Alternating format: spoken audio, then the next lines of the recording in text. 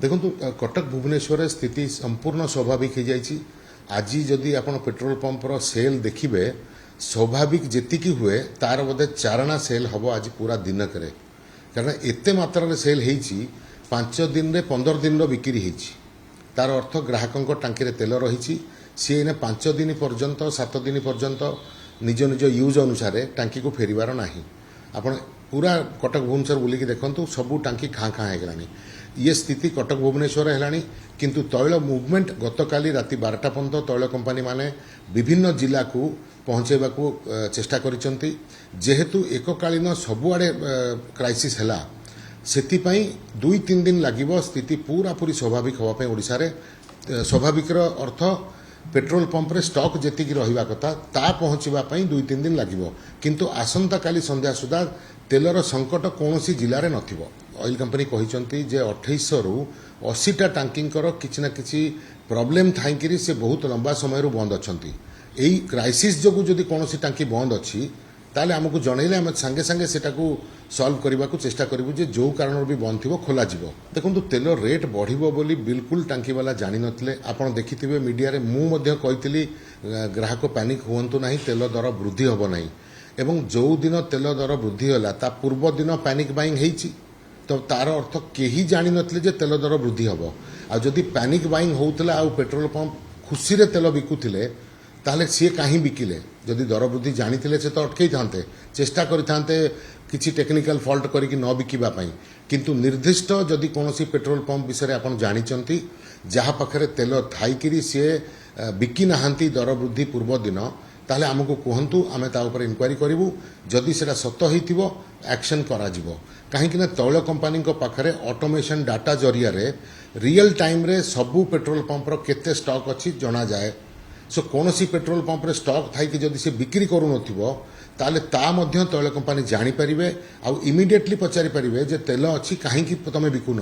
लोक क्राइसिस रे हंतसंत होउचंती कोन पई टांकी बंद अछि तैल कंपानी इमिडिएट एक्शन नहीं परिबो कौन सी जदि सेमती निर्दिष्ट केस थिबो हमको जणैले आमे एक्शन ओरिएंट करेबु ता अगेंस्ट नै एठी मु टिके स्पष्टीकरण करिया को चाहे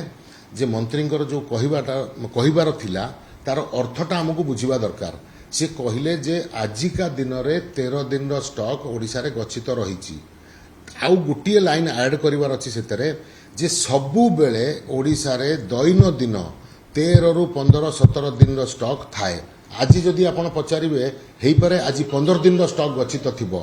कारण दैनंदिन बिक्री अनुसार दैनंदिन तेल रिफाइनरी तैयारी भी करे एवं अन्य शिप माध्यम रे सामुद्रिक माने रूट रे अन्य शिप माध्यम रे इंडियन भारत पेट्रोलियम एचपीसीएल को मध्य अन्य refinery Tharu Kochi refinery Vizag refinery आउ मुंबई सबु आड़ू तेल मध्य फिनिश प्रोडक्ट गुड़ाक आसिकी पहुँचे पारादीप रे एटा को मु मिनिटिए समय नहीं कि बुझेबी देखंतु भारत आत्मनिर्भर नुह तैल सेक्टर रे एटा आमे समस्त जानू 90% तेल आमर रिक्वायरमेंट रो आमे इंपोर्ट करू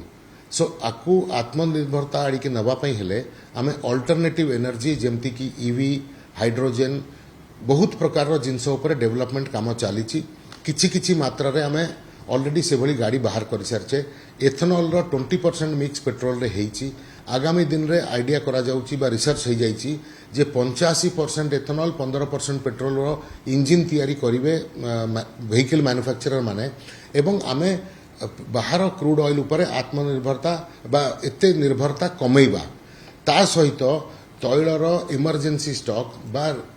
स्टॉक गच्छित रखिबार कैपेसिटी भी इंक्रीज करबा दरकार ये युद्ध हमको भी बताउची सेतिपई जो अनाउंसमेंट पूर्वतन पेट्रोलियम मंत्री माननीय धर्मेंद्र प्रधान को समय रे जोटा इनिशिएट करा जायतला सेटा एबे त्वरान्वित हैला बोली आमे कहिबा प्रधानमंत्री अनाउंसमेंट परे एवं ओडिशा पई एटा गोटे खुशीर खबर जे चंडीखोल रे एई जदि तैल भंडारटी तैयारी करा जाए जेहेतु पारादीप रु पाइपलाइन चालुची रायपुर को हल्दिया को सेई पाइपलाइन रे क्रूड ऑयल पारादीप रे अनलोड हेकी चंडीखोल रे पाइपलाइन जरिया रे जाइकी स्टोरेज करी हबो तो परिवहन करने को पड़ो ना तो यहाँ बहुत खुशी खबर गैस भंडार आउरी बढ़िबो बोली प्रधानमंत्री चेष्टा रही एवं आउ गोटे बहुत बड़ कॉन्ट्रैक्ट प्रधानमंत्री साइन करिसेंती यूएई सहित सामुद्रिक pipeline from UAE to India Gujarat coast को गोटे सामुद्रिक पाइपलाइन बिछा जहाद्वारा एलएनजी लिक्विफाइड नेचुरल गैस आउ बिना कोनोसी हरमुज प्रणाली बा बिना कोनोसी आमर ऑब्स्टेकल सीधा सड़क पाइपलाइन रे इंडिया को आसी पहुंची जाई परिबो सो दैट फ्यूचर रे केतेबेले भी गैस संकट भारत को देखा पड़ो ना। सर ये जो तेल तैल भंडार है ये इंडिया तो अन्य जगह भी अच्छी तैल भंडार होते अच्छी ये कौन काठर अधिक माने उपयोगी होबो। देखो 14 दिन स्टॉक थिला बलिया तैल भंडार अच्छी किंतु भारत इन वर्ल्ड रो 3rd largest consumer of oil so गोटे एते बड़ कंज्यूमर ऑफ ऑयल को 14 दिन तैल भंडार सफिशिएंट नुह। चाइना अमेरिका पाखरे मास काल स्टॉक रही जापान पाखरे 6 मास स्टॉक रही से भली भारत को दरकार जे 15 दिन टाक 3 मास को नब सो जोटी जोटी संभव जेते आर्थिक निवेश करी भारत करी चलिबो प्रति वर्ष भारत स्थापी प्लानिंग करिसंती एवं एई निवेशटा एई भली भंडार क्रिएट करिबारे प्रति वर्ष बढ़ी बढ़ी जीवो।